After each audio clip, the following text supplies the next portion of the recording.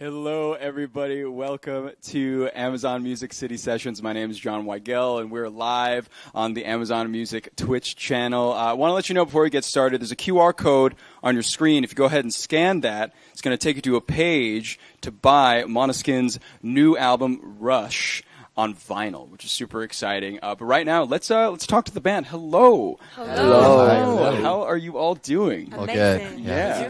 You look great. Thank you. You look red. Thanks. You too. Looks really good. So, I don't know if you remember, we talked about a year ago. Of course. It feels like so long ago, and I feel like so much has happened since then, and you got a new album out, came out last week. How have you just been feeling this year in relation to last year? Well, it's been quite crazy. Sometimes we even forget, and then we think about all the things we've done, and we're like, wow, that was already 1 year ago. But it's been like a crazy journey, and we're so happy and proud of all the amazing things we've been doing. And now finally we got to release the record, which was a bit the biggest thing for us, because already 1 year ago we were already working on it, of course. So it feels now like the accomplishment of all the work of these past years, and that we finally get to share. Yeah. Have things been going by really quickly for all of you? Because I feel like with all the appearances you do, the shows you do, your tour schedule has been pretty nuts this past year.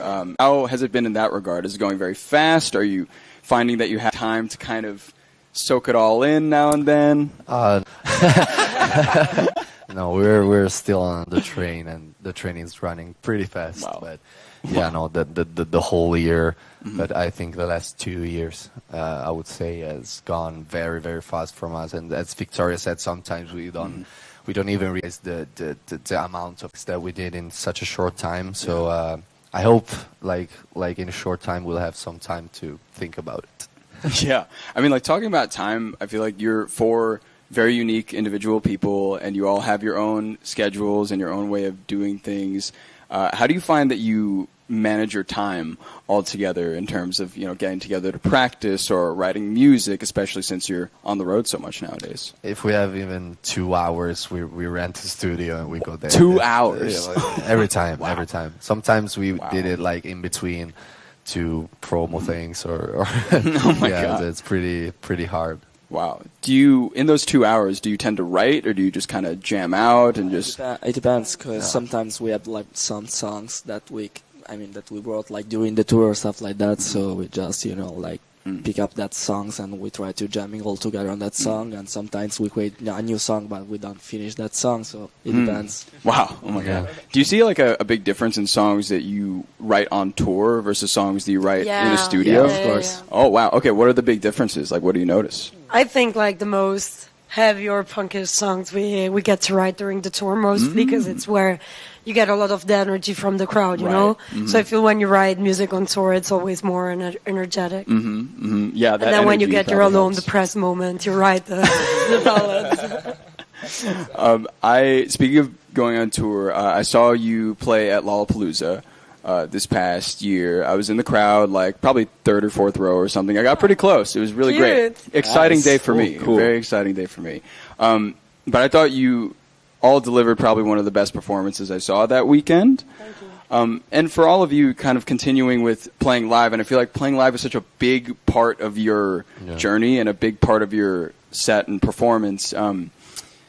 How do you keep your passion for playing live? When you keep doing it so many times, how do you keep that fire inside? I think that it's actually the easiest thing to do over and over, because even if you play the same set list, the people in front of you always changes, and they always give you something different.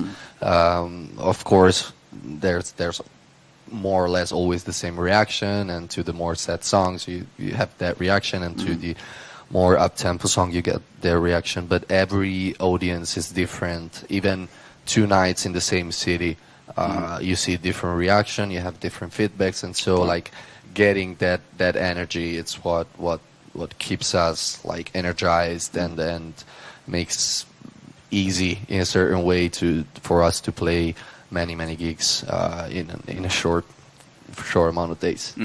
That explains why you go back and write some aggressive songs afterwards to keep that energy up, right? Yeah, you need that. Exactly. I think last year when we spoke a little bit about Eurovision. I'm an avid Eurovision fan. I watch it every year. Now, y'all did something really, really impressive, which I feel like Eurovision, you know, a band wins Eurovision, which doesn't happen, especially a rock band winning Eurovision, doesn't happen often at all. But when you win Eurovision, there are a lot of bands or artists that win it and don't necessarily capitalize the way that you have, and especially internationally and in the States, don't really have that capitalization of going through the next step and becoming an international band. Does everything right now, your success, does it seem as sweet and amazing as it is from the outside? Because like when I see you guys, I see like, you know, what a story, right? Yeah, no, it is. No, it's crazy, especially when we get to think back to all the things we've done and like maybe how we, I don't know, started playing on the streets and we're like so young and stuff, and now like even during gigs sometimes you have like that moment of realization where you look in front of you and you see thousands of people and you're like, what the fuck, like I'm in Japan or in America or I don't know, and there's thousands of people coming to see me, and it's surreal like to think about. I think you never get used to it probably. Yeah. And talking about rock bands too, I feel like, you know, I'm a big fan of rock and metal music, and you are probably one of the only mainstream huge rock bands today. How do you feel being a part of the rock scene, especially here in the States, and having fans from, you know, your fans could be like 50 years old, your fans could be 20 years old, 10 years old. It really runs the gamut. How do you feel about all that? I think that in general, I think that in general, like we feel like we're more that in the rock anthem or something. We feel like we're getting recognized by big artists, by the top tier of music internationally. So every time we get that kind of recognition, we're so happy. And of course, then if you talk about rock and roll, we had Tom Morello playing with us. We had Iggy playing with us. We had Metallica congratulating to us, and same thing with Guns N' Roses. We had a lot of huge bands congratulating with us and telling us that they like what we're doing, and you really feel validated, and you really feel like you're doing something that someone that has done it before you and 10 times bigger than you, if they recognize it, if they say that you're good, it's a pretty good coin. Yeah, I was going to say, when I saw Tom Morello on Gossip, I was like, oh my God. Like, 'cause I feel like everybody's been having that moment and seeing you for the great band that you are and kind of giving you praise, and it's really great to see that. Now, working with Tom Morello on Gossip, I understand you all got in a room and just kind of jammed together. Thomas, I want to ask you, as the guitarist, how is that for you playing guitar next to Tom Morello? It was sick, of course, because I grew up with lots of band, and I grew up also with him because he's a monster, basically. So it was super He nice. stopped eating for 3 days. Exactly, that's the truth. Just joking. Exactly. You're right. He was shaking. Yeah, exactly. Oh my God. I was like, oh my God. No, but I mean, yeah, I think that when you have the possibility of just jamming with this huge legend, you can also like learn a lot about the way you have to play or the gears and the effects or stuff like that. So for me, it was of course like literally a dream, but at the same time something that give me like more more consciousness, I will say, and more power about also. You good? Yeah. Someone's right back falling over there. Everything's fine? Okay, cool. Nice. But yeah, I mean, it was super sick, because it gave me lots of consciousness and power to play, you know, the guitar in my instrument, to know more my instrument. I will say that. So that is very important. Now after this experience, he will make even more solos. Yeah, exactly. That's the vibe.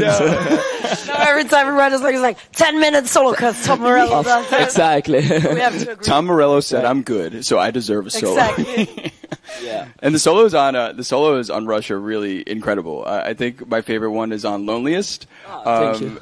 I think it kind of also has some Tom Morello quality to it. Yeah. Was that an inspiration? Yeah, or- because I mean, he's like the pioneer of the whammy pedal. Oh, yeah. So basically, I take lots of inspiration from him and experiment a lot with that pedal. And it was very natural, because I remember that when I wrote that solo, it was very like yeah, it was very natural. It came out in a very natural way because I just like in 4 minutes or stuff like that. Because I just like jamming on the track basically, so it was super fine. Oh, so cool. I also kind of in that area, I got a question from the chat about future collaborations. Is there anybody that you are excited to work with or are interested to work with going forward? Yeah, there's many artists. Yeah, there's a It's lot very of hard to artists. pick. We have a different taste. Yeah, very different tastes. Something very weird will come up if we follow. if we listen to everyone. Yeah. So, to everyone, yeah. If we are democratic, Mm-hmm. we screw things up. Mm-hmm. Who would each of you choose if you could choose somebody? You start. Okay, maybe I would pick Stevie Nicks. I will pick Metallica, the old band, like The whole band. two bands together. You know, I will be sick. I would pick probably Rosalia. Rosalia. Okay. Like Wow. of nowadays artists or like No, alive. alive? No, of course alive. Like still working. Still working. I don't know. Okay, still working. Because I was about to say Paolo Nutini. Oh, He's I still love working. Paolo Nutini. Is this- Oh my god. is He he released still an album. working? Yeah, he Okay. released an Oh yeah, album. he just released a new album Yeah. recently. 6 I love months him. ago. Yeah, Man, he's stellar. I love him. he just started. His Wow. voice is crazy. That's awesome. Yeah, you're right. That would be a really weird song, but it would Yeah, probably be pretty yeah, good yeah. though. Metallica and Rosalia. Summer hit. I don't know what we can And do. Stevie Nicks. We should make a summer hit with like the reggaeton drums and Yeah, Metallica Sean Paul, voice lines. Perfect combination. Deadly combination. Deadly combination. Yeah, that's more correct. Now to talk about Rush a little more, right? I know it's a 17 song album, and a lot of different songs came together in different ways. It sounds like.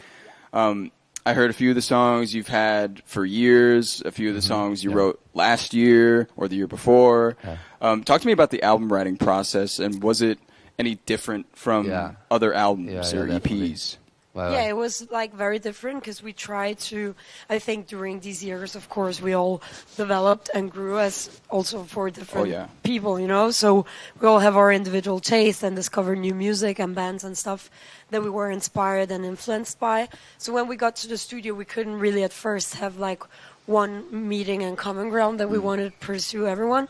And then, but we still wanted to do something that felt right for each one of us and not force anyone to do something that felt too different from what you feel, you know?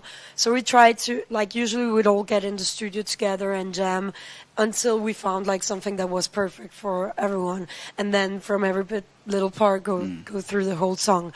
Well, this time we tried to, like, trust each other a little more. Yeah. So maybe if Thomas had an idea, we would all like follow it, even if we didn't like it. But then in the end, it turned out we made many more songs in this way, of course, because we were less stopping ourselves and less critical, you know.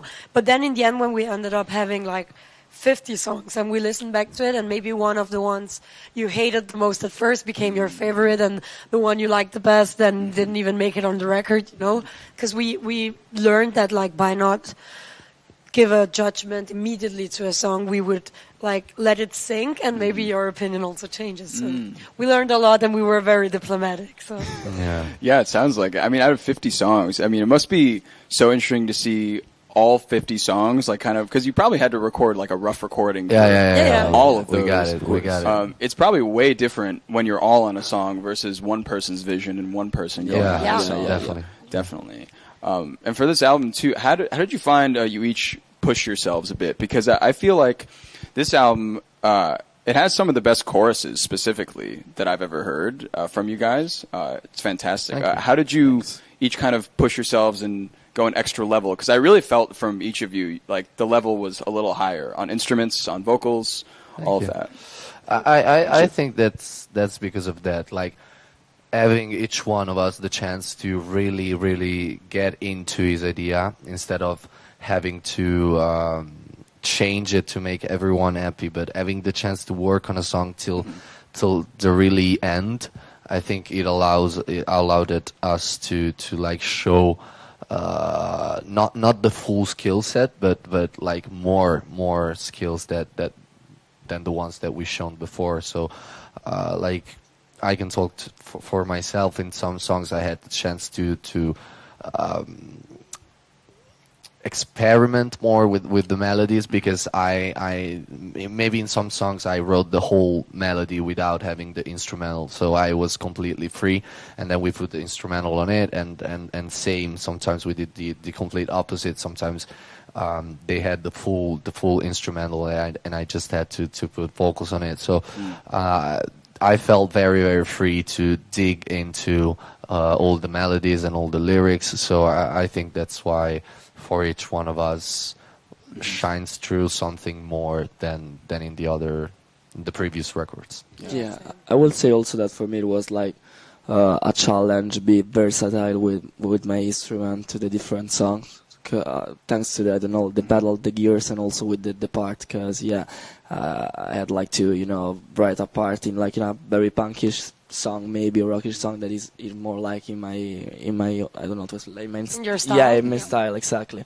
And that was a cool part of the record, I would say. Yeah.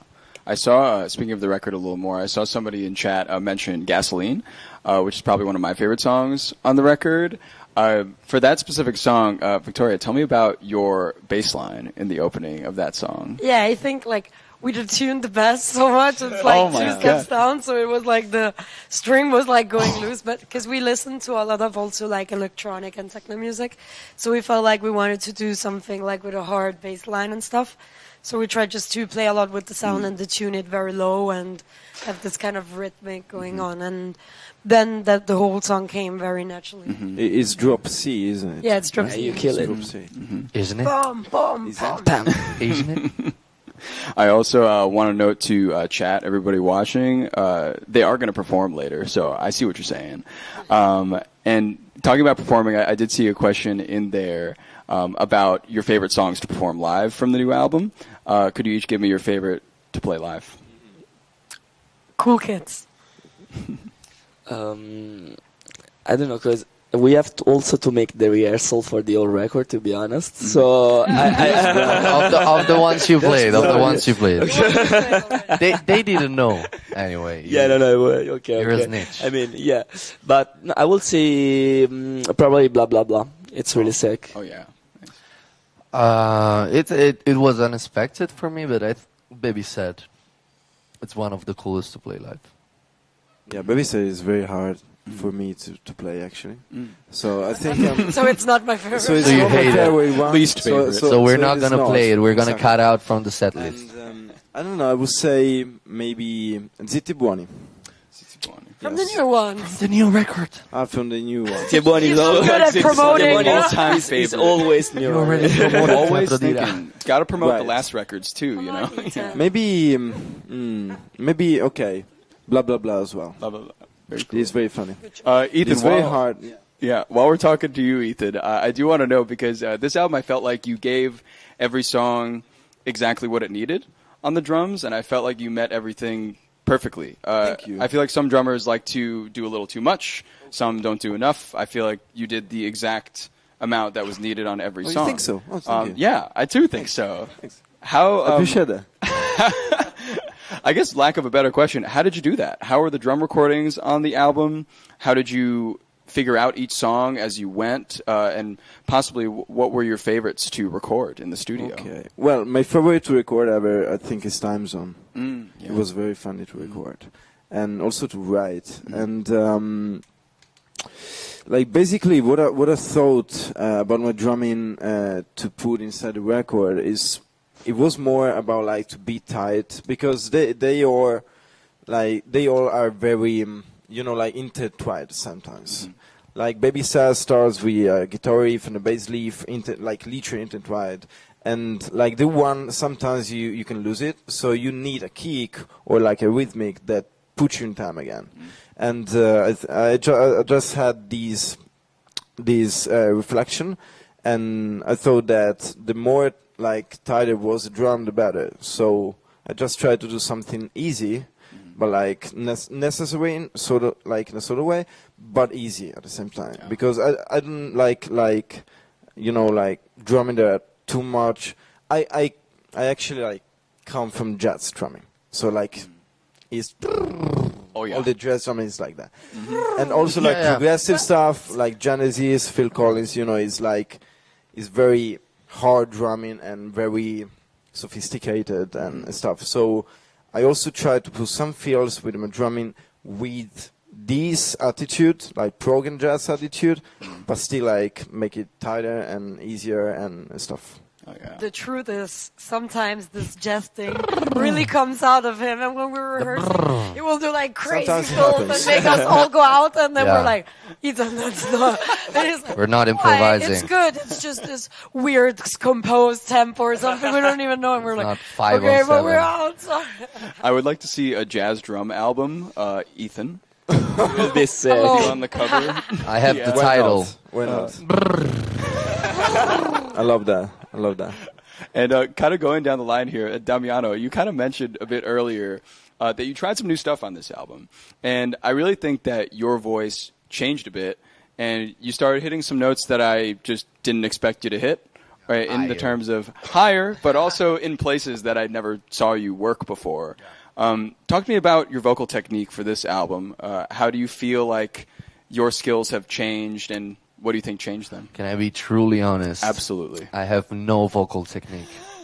No, for real. I never studied anything. It just comes from instinctively, and then like a few years ago, I took a few lessons to avoid screwing up my voice. But I don't really know how to describe the way I use my voice and stuff. I just know that it sounds this raspy, not because I sing with the throat, but because I have a hole in my vocal cords. So very cool.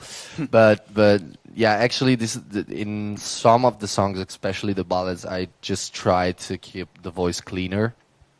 Try to put out some of the raspiness and trying to I don't know how to say it in English, to use more the false corde, which I really don't know how to translate That sounds in much better Italian, so anyways, please probably. Google it. do it by yourself.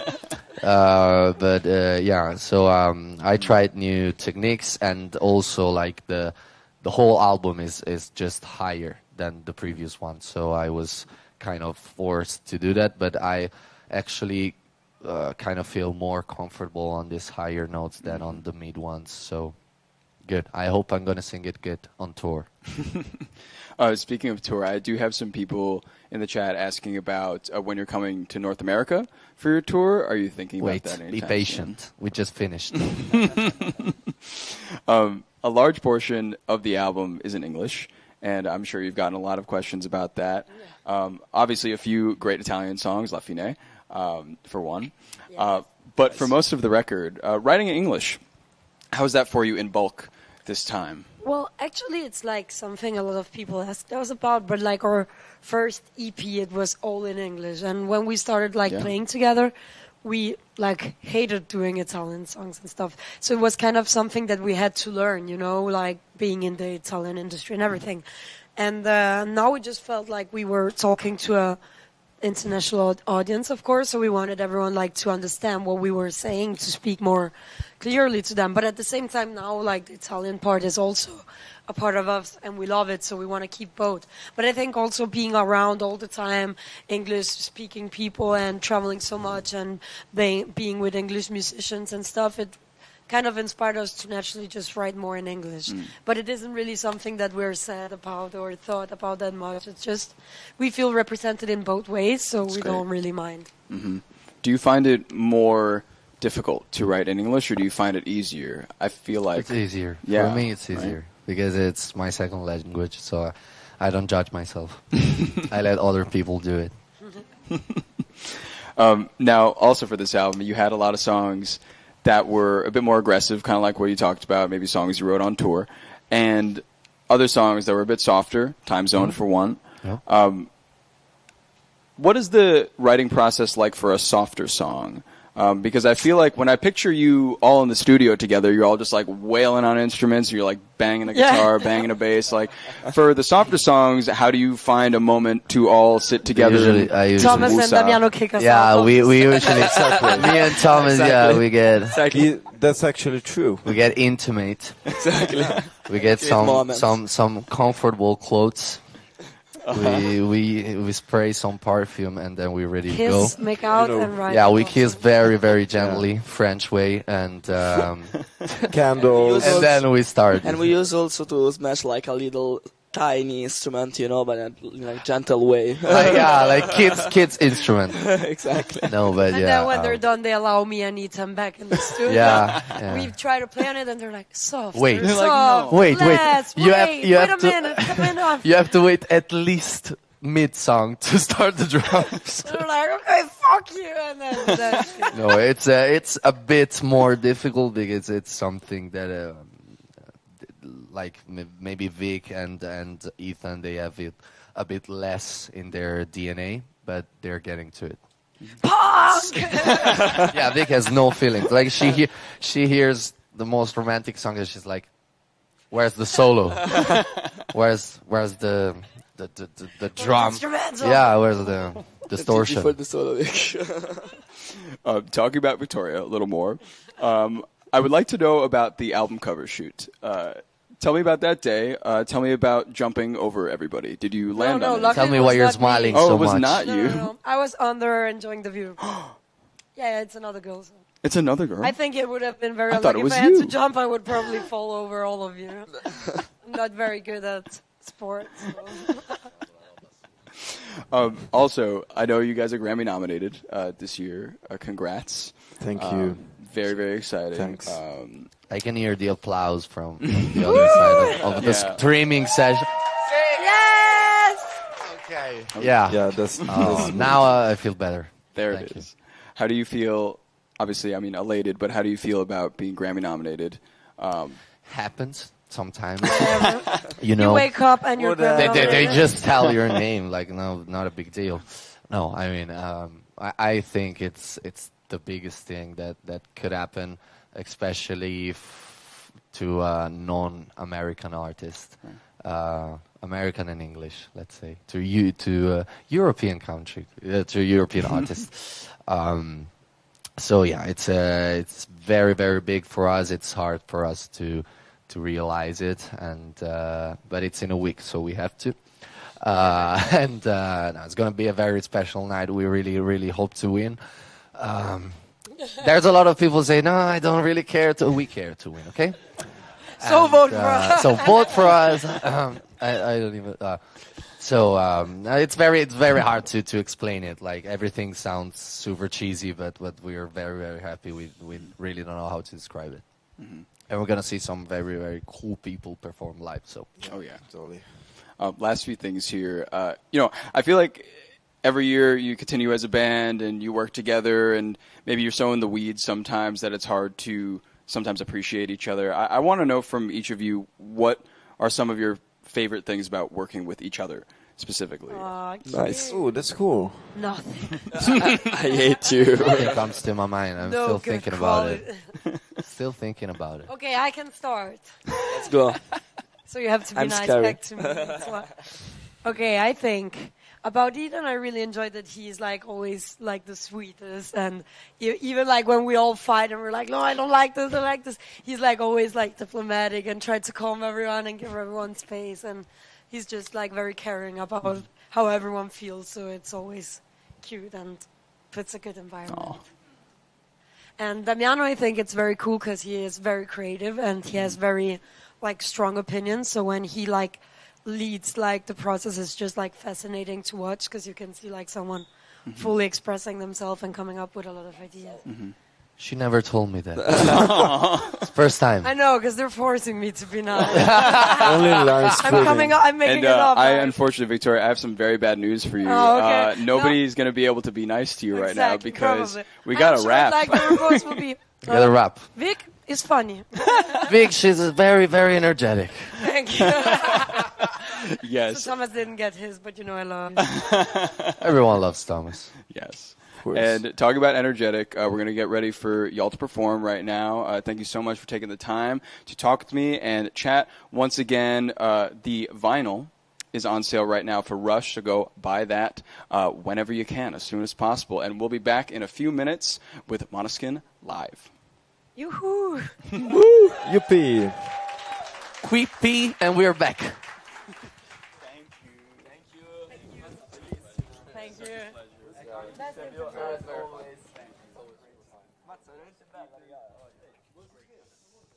No, sai che stavo pensando, a un certo punto